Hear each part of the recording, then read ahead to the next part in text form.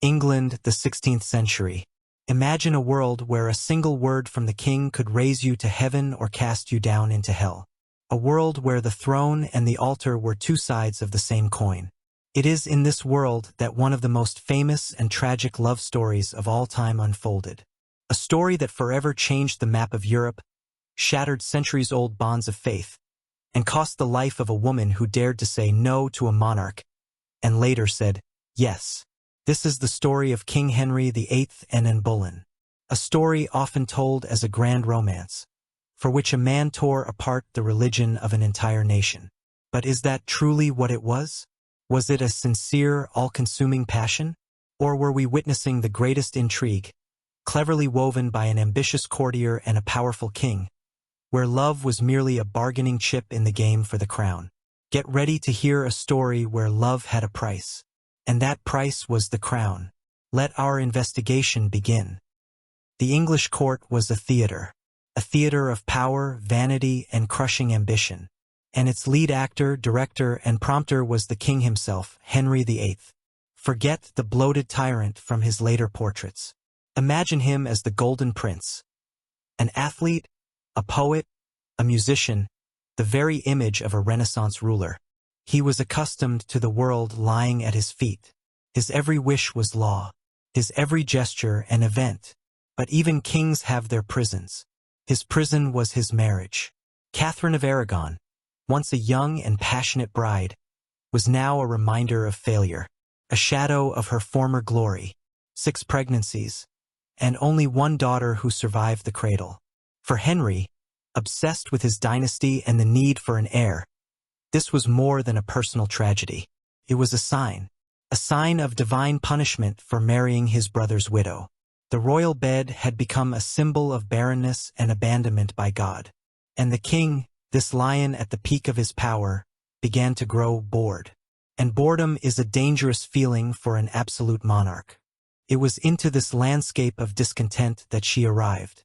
Anne Boleyn, people said of her, she was no great beauty, but was everything.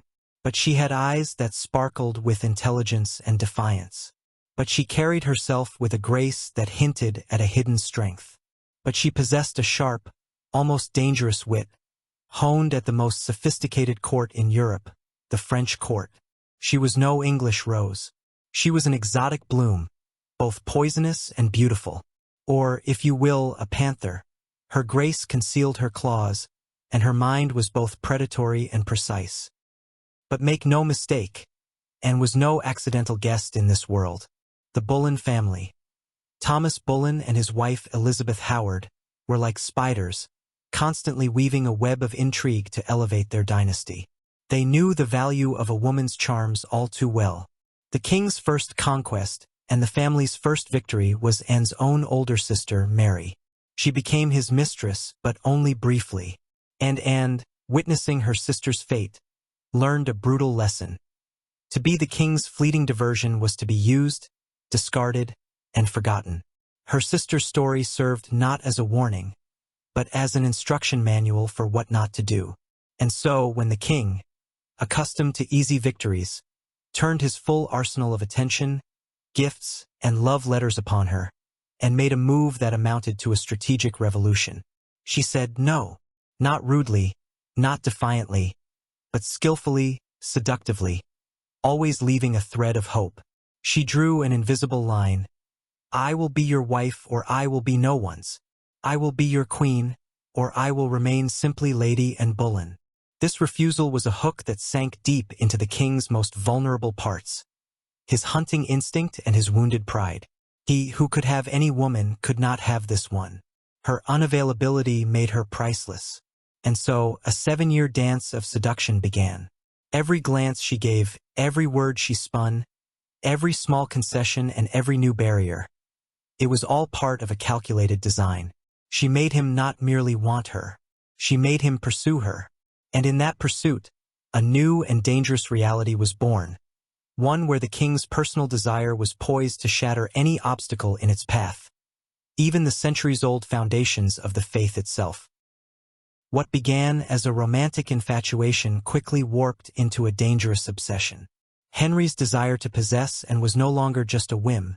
It was a matter of state, coldly referred to in his chancery as the king's great matter.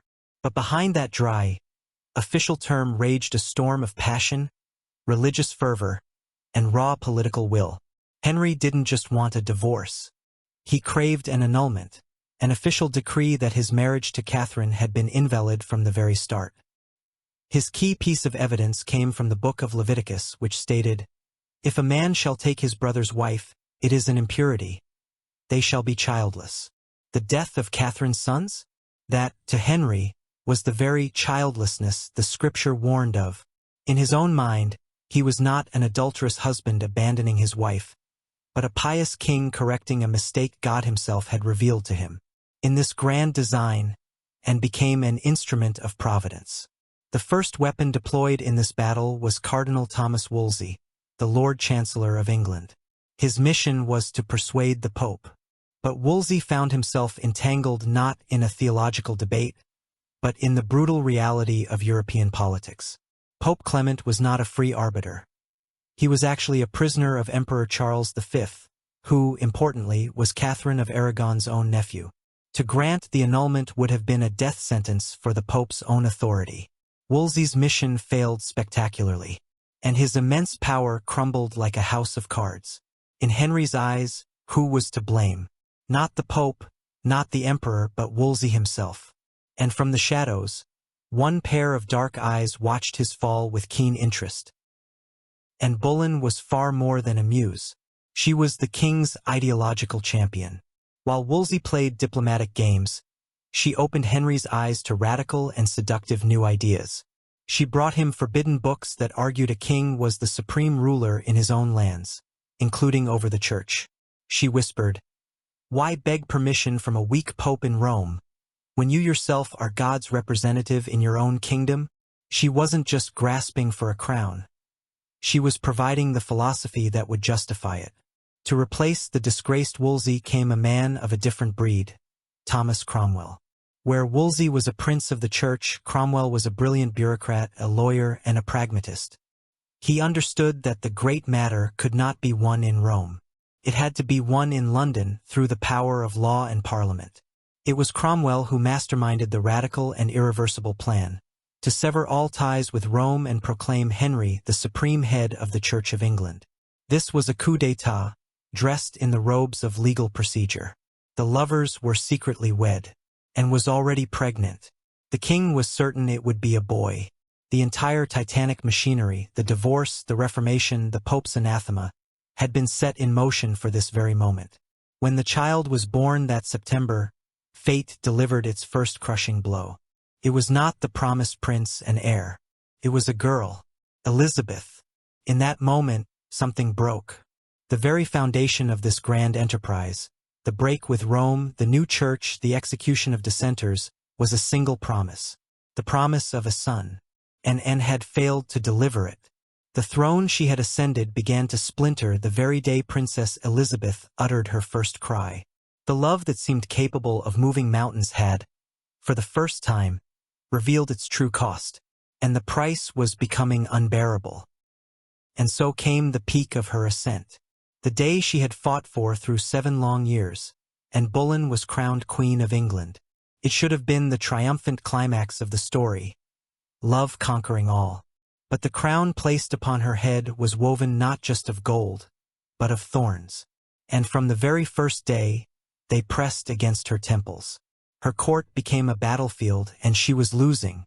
The English people and most of the aristocracy saw her not as their queen, but as a usurper. They adored the virtuous Catherine and the gentle Princess Mary, whom Anne had exiled from the palace. Her attempts to introduce new fashions, to patronize religious reformers, to shine with her wit, all of it was seen as foreign, arrogant, and too French. She was a queen without legitimacy in the eyes of her own subjects. And this isolation was only the first warning bell. Then came the thunderclap. The childbirth that was meant to be the crowning achievement of their epic delivered not an heir, but a girl. Elizabeth. For Henry, this was more than a disappointment. It was the collapse of the entire great matter. He had started a religious war, defied God and man, all certain that and would give him his son. Her failure was his failure. That day, something in his eyes went out. The king who had turned the world upside down for her, for the first time saw her not as the solution, but as the problem. Their relationship turned poisonous, and, feeling the ground crumble beneath her, grew nervous and jealous. Her famous wit sharpened into barbs. She would publicly question his minister's competence, or criticize the king himself. And Henry despised being contradicted. His ideal woman was one of submission. And then, as if on cue, a new ideal appeared on the horizon. The quiet, meek, and pale Jane Seymour. She was Anne's perfect opposite, where one stung, the other soothed. The end came in January, a 1-2 blow from which Anne could not recover. First, she suffered a miscarriage, and not just of any child, but of the long-awaited boy. For Henry, this was the final proof. God had turned his back on this marriage. And second, on that very same day, Catherine of Aragon died. The irony was fatal. Now Henry was truly free. Free not only from his first wife, but from his second, while the rightful queen lived, and remained a painful reminder of the scandal. Now she was merely the woman who had failed in her duty. The woman standing between the king and his new, more convenient passion, Jane Seymour. The final straw was a jousting accident. Henry fell from his horse and lay for hours at death's door. When news of his supposed death reached Anne, the shock was said to have caused her miscarriage. But when the king regained consciousness, he was told a different story. That the queen was so overcome by the news of his death that she lost the child. In his fevered mind, this was not a tragedy, but a betrayal. She was not mourning him. She was mourning her loss of power. In his eyes, she had wished for his death. Now she was not just unnecessary to him. She was dangerous. Alive, she was a walking symbol of his mistake, his humiliation before all of Europe. She knew too much about the very intrigues that had made him supreme head of the church.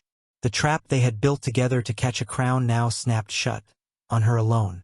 From that moment, her fate was no longer in the hands of a lovesick king, but in the grasp of the calculating politician, Henry VIII. And he had his chief instrument ready.